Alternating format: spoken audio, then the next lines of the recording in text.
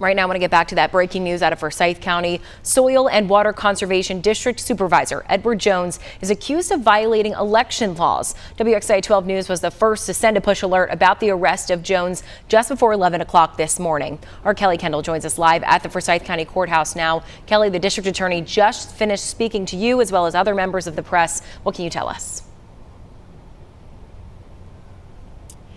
Jackie, this afternoon we're learning that the district attorney's office as well as several agencies have been investigating Edward Jones ever since his election in November. Now they've come up with 4 charges. 3 of those are in violation of election laws. Those include 1 count of residing in Davie County but filing for candidacy in Forsyth County.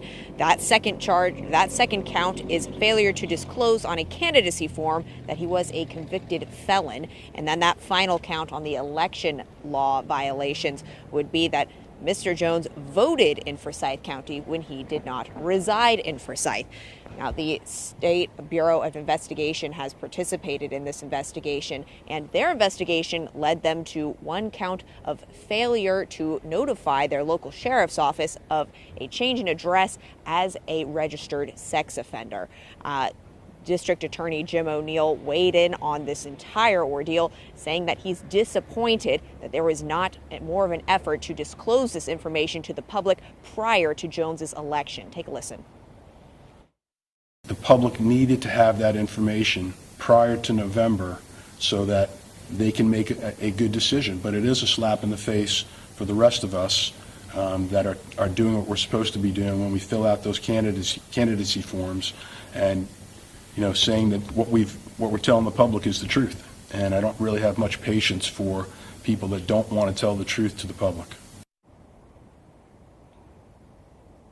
A slap in the face not only to those folks who file for candidacy, but a slap in the face to voters. Nearly 63% of the vote went towards Mr. Jones over his competitor, Lay Zong.